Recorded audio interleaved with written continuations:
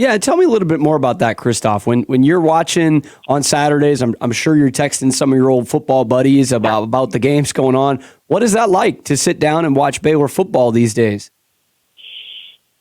Yeah, it's well. First and foremost, it's not nearly as fun as playing a few years ago.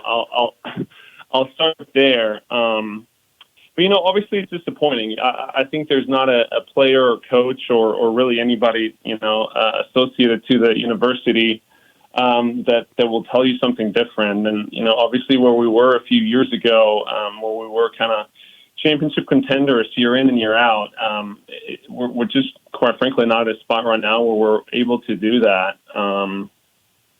But I truly think, and I think this is really the meat and the potatoes of the program and the big problem. And I think we're all looking at Baylor football and we're so we're mad at coordinators and we're blaming things on specific play calls or players or whatever, but I think we need to take a really big step back, and I think we need to look at it a little bit more holistically. And what I kind of call the LSU flu, if you will, is LSU in 2019, has arguably one of the best college football teams ever, arguably one of the best college football players ever. And so now what happens after 2019, a bunch of people copied what LSU did in 2019 because they blamed the success of that LSU team on the way they practiced, the way they worked out, the way they did things. And they were like, man, that was the reason LSU won. And they copy that completely blinding, just thinking that that's going to lead them to success elsewhere. And if you kind of now take a step back, you have a passing game coordinator that left LSU and took the same things he did there, who, is not in the NFL, where he originally took a job. You have LSU's head coach who is not a college head coach anymore. And you have a defensive coordinator who's now at a very struggling Baylor team. And so I just think that the whole aspect of copying and pasting what LSU did, and ignoring the fact that they arguably had the best college football roster ever, was just a really, really silly thing to do. And I think we did that at Baylor, and really specifically coming down to the way that Baylor has practiced over the last 4 years, which a lot of people will tell you it's an NFL style practice. Ones and twos get a lot of reps. Ones practice against twos, which makes a lot of sense in the NFL if you have a 52-man roster of absolutely elite players who need to perfect their craft. But see, if you want to win in college football, you don't have to perfect players' craft. You have to develop high school football player into grown men that play a grown men's sport in college football.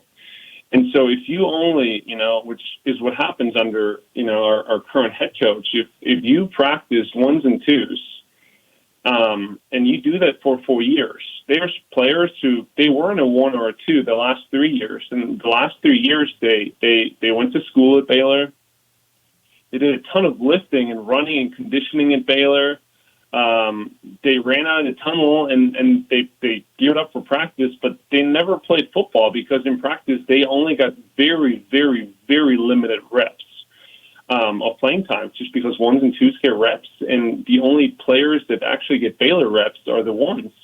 And so it's really no surprise to, I think, a lot of people like myself and that were inside the program of like, hey, after 4 years, bunch of players who haven't done anything that are very, very talented and very, very good players, but they just haven't had the reps to, produce in the field.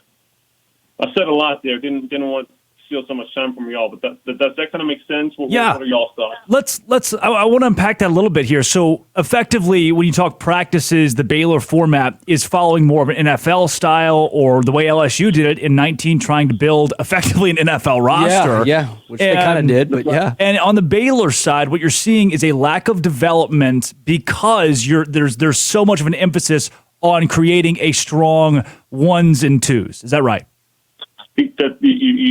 Yeah, exactly. You hit the nail on the head. Give me, Christoph, then. I mean, you got to play for a couple of head coaches here. I don't want to play a comparison game between Matt Rule and Dave Aranda. What makes one better than the other? I don't want to dig into that. But from a practice standpoint, or even from an aura standpoint, right? You see two head coaches who are very different when it comes to addressing the media or addressing the team.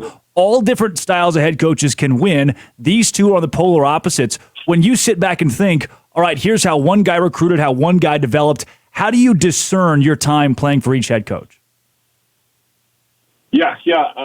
Great question. Again, I don't want to play the comparison game here, but I will say this. You go a lot of seniors that were seniors in 2021.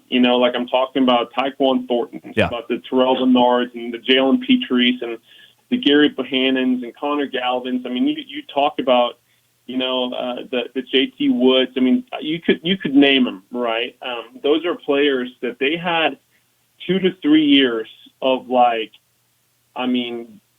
just absolutely billions of reps under a Coach Rule practice. Yep. I mean, they had the college football development 101 under Coach Rule. And then all of a sudden Coach Aranda comes in and he runs an NFL-style practice, which worked amazing with these guys because at Terrell Bernard, he didn't need, 100 reps every practice. He didn't need that. He was a fifth-year senior who he just needs to perfect his craft. And guess what? That worked in 2021. And Baylor had the most successful season that Baylor has ever had in history. But that does not work the years after if you have a bunch of young guys coming in that you need to develop to build a championship like that again. And so I think that is where the crucial mistake has happened and is happening, is that although, yes, you need to make sure that those seniors, like in 21, were able to define, really develop their craft and perfect their game, but you can't do that at the neglection of everyone else, and the future of your program will not give other people and the younger people in the developing kind of generation the Baylor reps. So we'll say that. When it comes to Coach Rule, I think he's just a dude who he loves football, but way more than that, I think he loves to develop men, or let me rephrase it, he loves to develop a bunch of children into grown men who are going to play football, who are going to, just are amazing husbands and great workers and whatever they do, they're going to be elite at it. And that's just, I think that's why, Coach Rule had a lot of success at Temple and at Baylor, and it's looking like he's going to do the same thing, at Nebraska. And I'm headed up there this weekend to watch them play. So I'm excited what's going on up there and kind of what development they're doing up with the Cornhuskers. Talking with Christoph Henley, former Baylor tight end, and Christoph talking about the practice thing again and the reps and how that has changed from Rule to Aranda.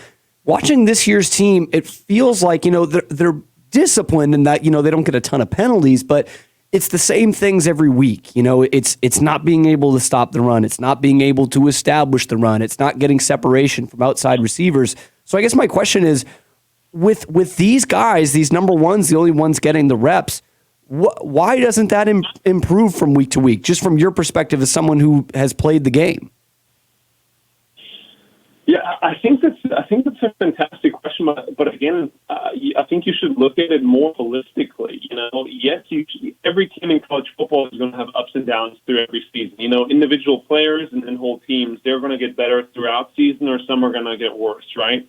But overall, I think holistically, you need to look at how have these players been developed the last 2 years, that are playing right now. You're talking about not stopping the run. Well, I'll tell you, being able to stop the run starts if you're a freshman on the scout team and you hit the A gap against your first team running back, and you do that as a freshman every single Monday and Tuesday and Wednesday. And by the time you're a sophomore and junior and you actually play against the other teams as number one running back, you're like, man, I practiced against Treston Ebner, and I practiced against Jermichael Hasty, and I practiced against Abram Smith, and John Lovett, and all these guys. I can take this other guy on. But if you don't do that repeatedly in practice, it's just not going to happen in the game consistently. And I think consistency is the biggest word there, right? We have all the talent in the world at Baylor to be a good team. I think we showed that playing against Utah. I think we showed that we have a squad that can play. I think we showed that when we played UCF, that if we want to play, if we show up, like, we can show up against anyone. There's no one that there's not a team that I think on our schedule this year that we couldn't have beat. But again, consistency is the problem. And I think, again, that all dates back to simply the fact the way practice is handled over years and years and years.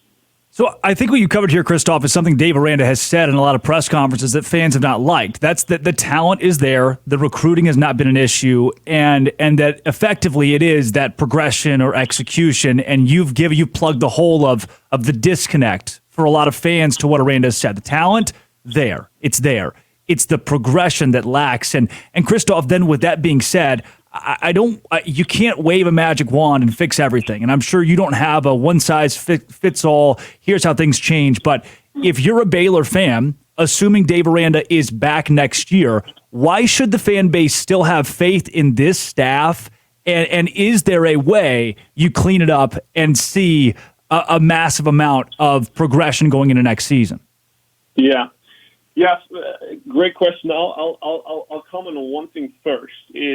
I'll tell you one thing. If you talk to people in the 2017 1-11, the team that won 1-11, those guys thought that they were going to win the national championship. Like, their practices looked amazing. Like, they were like, I was there as a recruit, and they like, man, they were like, we looked so good. I'll tell you another thing. Before we won the Big 12 and the Sugar Bowl, like, we came off practice and we're like, man, are we any good? Because when two good players practice against each other, it's just not going to look cool. It's not going to look great. So I feel like there's a lot of, if somebody ever tells you, man, we just look so great in practice and we can't do it in the game, I think there's a lot of danger in that, because, again, kind of what you're saying is, like, usually a really good player and a not so good player are matched up against each other, and that looks really good in practice, but all of a sudden when you then play somebody else in practice in a game who's also good, it doesn't translate. So I would be very, very careful of kind of, saying things like that and kind of, I guess, affirming as a fan in that. Yeah. And I mean, I think when it comes to next year, obviously every single coach on our staff, like, this is not their first rodeo. They've been through a lot of ups and downs in their careers, many as players, many as coaches, many as head coaches. So with that being said, like, these coaches get paid a lot of money and have an incredible experience that I hope that we can make the adjustments and really learn from this season of, like, hey, the way we have been doing things, it obviously went from really, really good to not so good at all, and change needs to be happen. But I will say that if change doesn't happen, and I'm saying, like, incredible change in the way Baylor football practices and approaches things, I don't see anything going a lot better anytime soon, unless there is that, again, significant change in how things are done.